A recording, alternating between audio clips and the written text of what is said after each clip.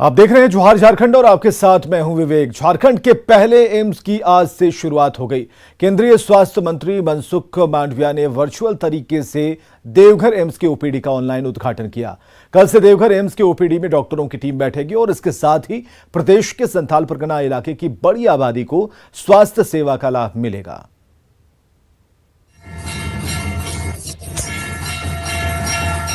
केंद्र सरकार ने झारखंड की जनता को स्वास्थ्य सेवा की बड़ी सौगात दी है। बाबा नगरी देवघर में खुले प्रदेश के पहले एम्स की शुरुआत मंगलवार को हो गई। आदिवासी बहुल संथाल परगना की लाखों की आबादी को इसका फायदा मिलेगा। केंद्रीय स्वास्थ्य मंत्री मनसुख मांडविया ने ओपीडी का ऑनलाइन उद्घाटन किया।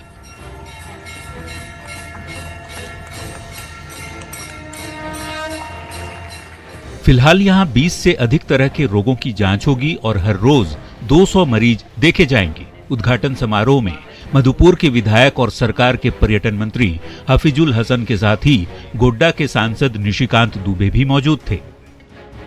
बाबा नगरी और संथाल परगना और इर्द गिर्द बिहार के लिए बहुत बड़ा सौगात है।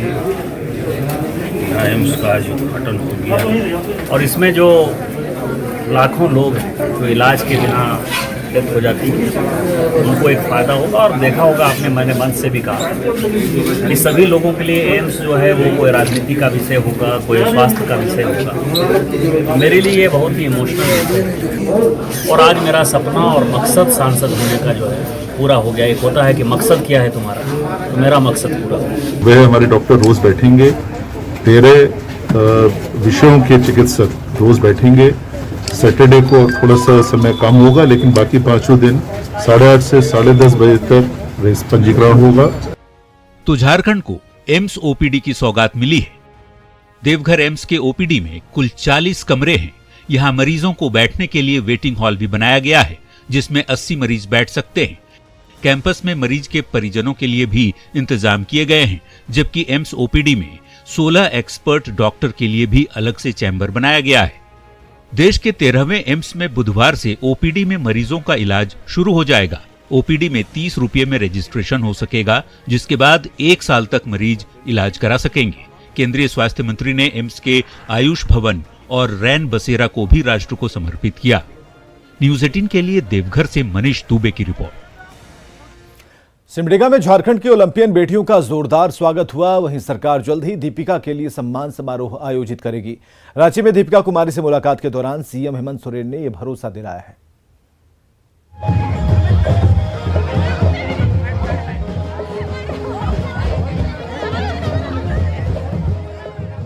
ढोल नगाड़े की थाप और उस पर थिरकती लड़कियां, ये स्वागत है ओलंपियन बेटियों का। जी हां, सलीमा टेटे और निक्की प्रधान का सिमडेगा में जोरदार स्वागत हुआ।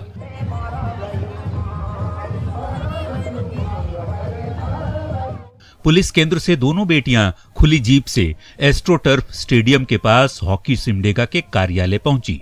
इस दौरान जगह जगह दोनों खिलाड़ियों पर फूल बरसाए गए।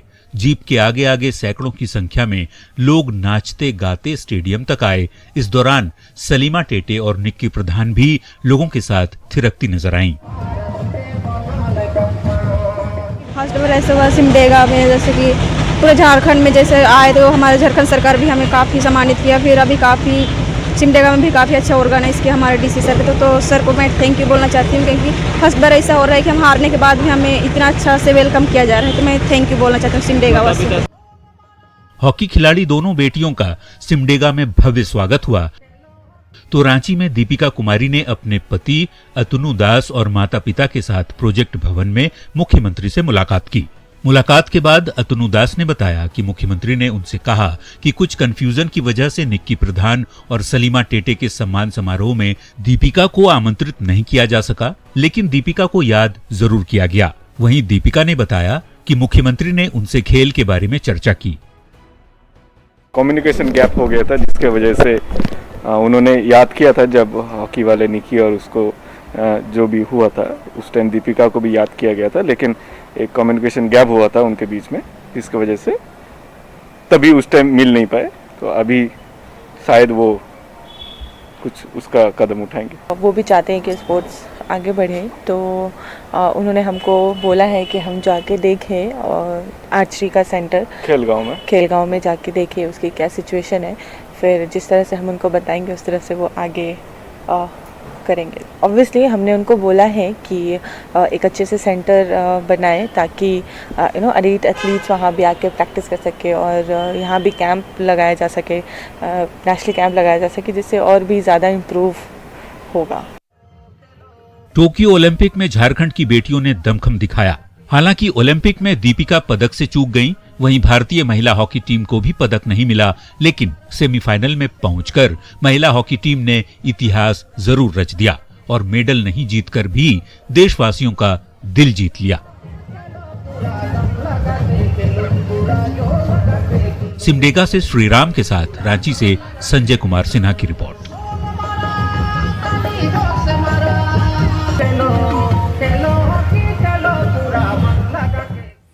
इधर पाकुड़ में बाढ़ से लोग बेहाल हैं। गंगा का जलस्तर बढ़ने से कई गांवों में पानी घुस आया है। फसल बर्बाद हो गई है, जिससे लोग परेशान हैं।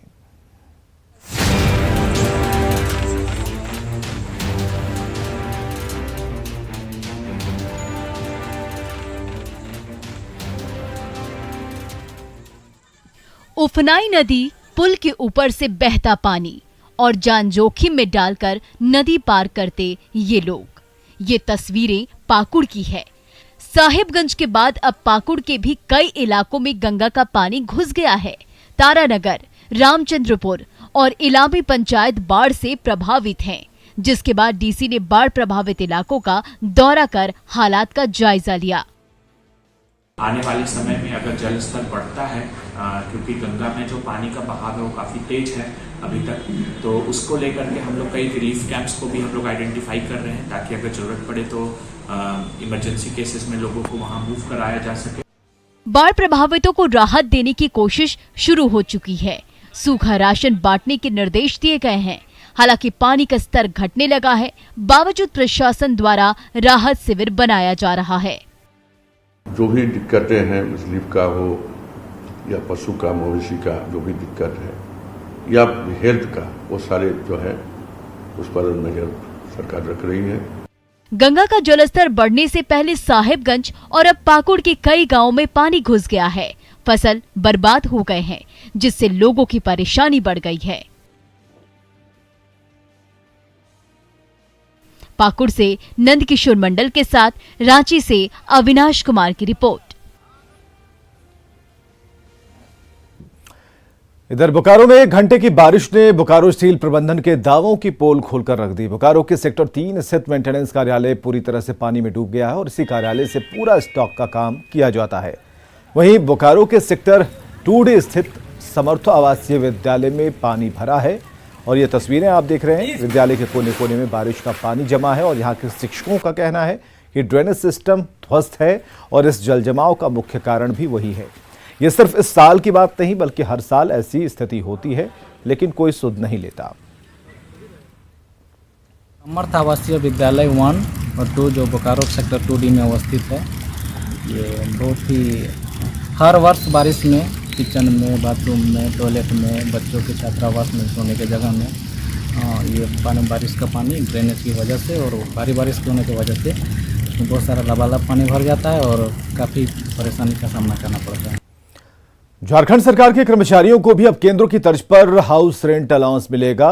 कैबिनेट ने फैसला लिया है कि अगर राज्य कर्मियों का महंगाई भत्ता 25% से ज्यादा है तो हाउस रेंट अलाउंस की दर को 9 से 27% तक बढ़ाया जाएगा। शहरों को 3 कैटेगरी में बांटा गया है। शहर के हिसाब से 27%, 18% और 9% HRA बढ़ाया गया है। बढ़ा हुआ HRA 1 जुलाई 2021 से प्रभावी होगा। वहीं आंगनबाड़ी में 3 से 6 साल के बच्चों को अब सप्ताह में 6 दिन अंडे मिलेंगे। साथ ही कैबिनेट ने झारखंड में ओपन यूनिवर्सिटी के प्रस्ताव को मंजूरी दी है। भारत सरकार के अधिसूचना के अनुरूप ही राज्य सरकार के कर्मियों को महंगाई भत्ता 25% से अधिक होने पर दिनांक 1/7/2021 के प्रभाव से XYZ श्रेणी के शहरों के लिए मकान किराया भत्ता की दरें पुनरीक्षित कर मूल वेतन के 27%, 18% एवं 9% के आधार पर अनुमानीय करने का प्रस्ताव था, जिसे मंत्रिपरिषद द्वारा। इधर दिल्ली में 27 और 28 अगस्त को इंडस्ट्रियल समिट के जरिए राज्य सरकार दूसरी बार पूंजी निवेश का प्रयास करेगी। उन्होंने कहा कि राज्य में उद्योग का विस्तार के लिए निवेश को बढ़ावा दिया जाएगा। बीमार उद्योग को पुनर्जीवित करने की कोशिश होगी, लेकिन जो चलने की स्थिति में नहीं है उसे बंद कर दिया जाएगा। फर्टिलाइजर फैक्ट्री है, वो भी फिर से चलाने की तैयारी चल रही है। कई ऐसे जो हमारे बंद उद्योग हैं जो चलने लायक हैं, और उसमें क्या छोटी मोटी अगर अड़चनें हैं उसको दूर करने की सरकार की जो भूमिका है वो निश्चित रूप से सरकार अदा करेगी। और हमारा प्रयास है कि वो सारे जो बंद हैं, जो बिल्कुल ही नहीं चलने वाले हैं, उनको पूरी तरीके से बंद किया जाए। जो चलने की स्थिति में है उसको चलाया जाए। इसको हमारा सरकार ने बिल्कुल इस दिशा में आगे काम कर रही है। देश की सार्वजनिक संस्थाओं को निजी हाथों में देने के केंद्र के फैसले पर सीएम हेमंत सोरेन ने सवाल खड़े किए हैं। वहीं जेएमएम ने इसे लेकर केंद्र सरकार पर निशाना साधा है। पार्टी महासचिव सुप्रियो भट्टाचार्य ने कहा कि उद्योगपतियों के हित में केंद्र सरकार फैसले ले रही है। उन्होंने कहा कि अगर इसके खिलाफ कोई आवाज उठा रहा है तो उस पर भी कार्रवाई की जा रही है। अभी तो खबरों के माध्यम से चीजें आई हैं, क्या क्या चीज अंदर खाने हैं, क्या क्या इसके पीछे हिडन एजेंडा है, क्या क्या वास्तविकता है और क्या क्या भ्रम है, उन सब विषय पर हम लोग समय बात आप लोग समझ रहे हैं। बहुत साफ हो गया इस देश का कोई भी सरकारी उपक्रम अब देश का नहीं रहेगा। बहुत आश्चर्य हम लोगों को नहीं करना चाहिए कि रात को जब हम सोएंगे तो झारखंड राज्य में सोएंगे, रात 12 बजे मालूम चलेगा कि हमारा राज्य भी बिक चुका। इधर दल बदल मामले की विधानसभा अध्यक्ष न्यायाधिकरण में सुनवाई हुई। यह पहला मौका था जब दल बदल मामले की सुनवाई वर्चुअल तरीके से हुई। बाबूलाल के वकील ने बताया कि इस मामले में बाबूलाल मरांडी की ओर से प्रारंभिक आपत्ति फाइल की गई है। बाबूलाल मरांडी के बीजेपी में शामिल होने को लेकर चुनाव आयोग का आदेश भी आ चुका है, इसलिए विधानसभा अध्यक्ष की कोर्ट में इसकी सुनवाई नहीं हो सकती। सुनवाई के दौरान विधायक प्रदीप यादव, बंधु तिर्की और दीपिका पांडे की तरफ से कहा गया कि दल बदल का मामला स्पीकर के क्षेत्राधिकार में है। भारत निर्वाचन आयोग को इसमें कोई शक्ति प्रदान प्राप्त नहीं है।